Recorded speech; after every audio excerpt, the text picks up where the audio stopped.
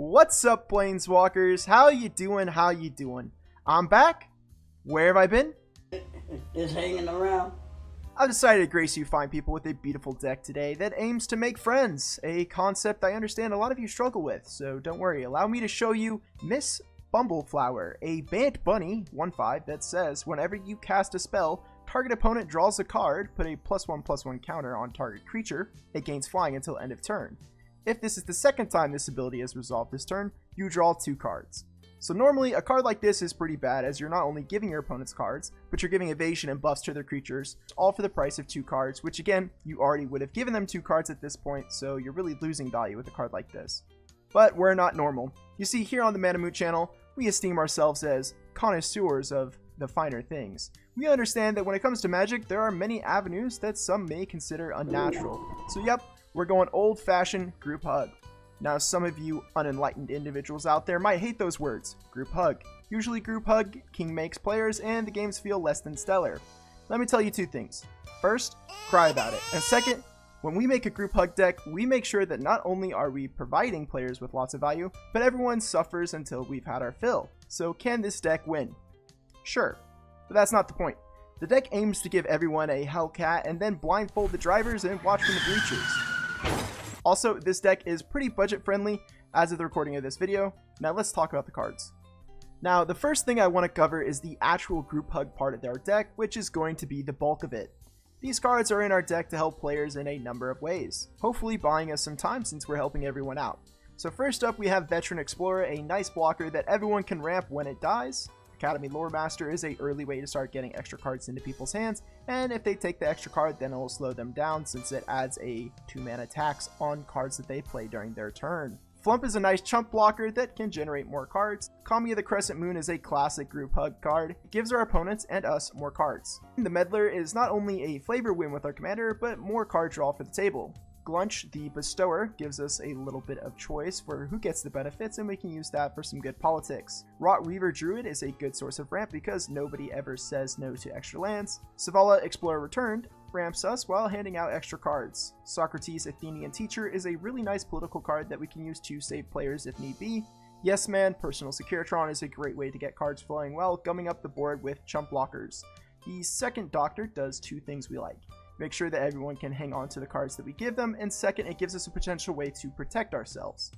Arbiter of Null Ridge is kind of a funny card because you either love it or hate it. I consider this card one of the more sinister cards in our deck, but I'm keeping it in the group hug section since it's technically a card that benefits almost everyone. Remember though, if you do use this card, it tends to make games really long, and that makes people kind of upset. Minds Aglow gives everyone a chance to get in on the sharing the love, as they can put mana into the card to help everyone draw cards, and it's also a win con, but we have to have a lot of mana for that. Prosperity is almost the same card, but this time our opponents can't chip into the mana cost. Immortal Obligation is a nice way to make a friend. I find that this card is best when returning an ETB-based creature that can affect the board. Best played with politics, of course.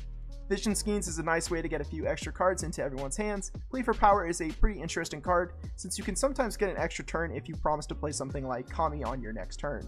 Tempt with the Discovery, we've all played against this card, and sure, in the right deck this card can win games, but our mana base is really restricted by our budget, so this card is mainly here as another way to ramp the table and us. Intellectual Offering is another fun politic card that can let us do some really fun things, and it's just a fun name.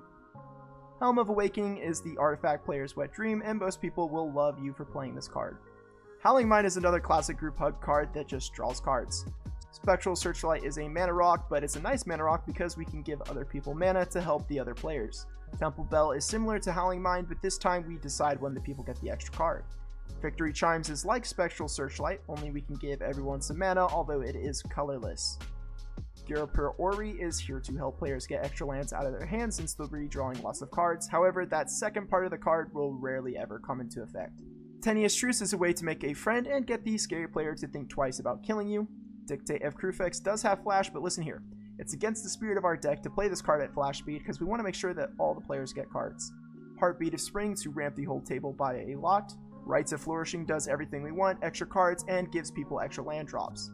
Struggle for Project Purity is yet another way to get cards while helping out the table, and you have a second option if you do need to go that route.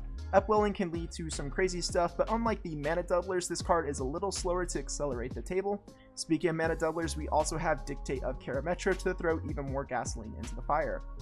And last, but certainly not least, is Force Fruition, which most people recognize as a problem card that gets people killed, so make sure you have a few counters before running this card out. Now, this card is definitely sinister, but I still put it in the group hug section since it doesn't outright kill players most of the time. Now let's talk about the fun part of the deck. I call this section Entertainment, which might confuse you, but let me jump into the cards and you'll understand what I'm talking about. First, Telepathy, because like crabs in a bucket, you'll watch your opponents strategize against each other and you can sit back and relax, and you'll see any threat coming before they can even play it. Coveted Jewel, which yes, you're going to need to get hit to start the madness with this item, but it can make games go fast. Also, if you wanted to upgrade the deck, you could throw in a artifact untapping combo with this card to win. Fractured Identity is a sweet way to punish someone at your table for playing something strong, because now you can just give that to everyone except for them. Personally, I've used Fractured Identity on the One Ring and that felt great. Fate Spinner is a great way to slow down the game, and with the draw step having lots of cards tied to it, most people are unwilling to give that up. Now, these next two cards are really here for my more sadistic players. We're going to play Spore Frog and Fog to save people, which on paper seems noble, but in the actual game you can make deals for saving people's lives, and the person who you fog will try to kill you for the rest of the game, because let's be honest, fogs are annoying. Really fast, I want to cover the ramp in the deck, which I've already hit a few of the cards, but these are our non-asymmetrical ramp cards in the deck.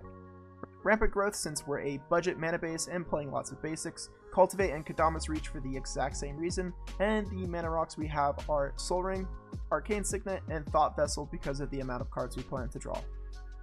Moving on, we have our next section called Everything Else. Some of these cards are group hug, or at least have a group hug element, but for the most part, their effects will keep us alive and draw us even more cards. Eternal Witness, there really isn't much to say about this card. Recursion is good when you're limited on powerful cards. Octomancer is going to let us copy some fun tokens, and hey, we can help someone out and give them an 8/8. The Council of Four is to help give us a board state to keep people away from us, and the extra cards are nice. Path to Exile to get rid of hard to get rid of creatures. Long River's Pull is a flavorful counterspell for any group hug deck. Perilous Recycling is more recursion, but of course we get to help a friend out at the same time. Split Decision for the counter or copy, just depends on how many friends you've made.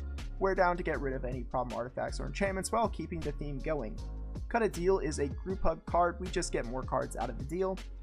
Ovulation is some friendly removal, which I guess is kind of a thing. You get 2 cards out of it, which is better than nothing.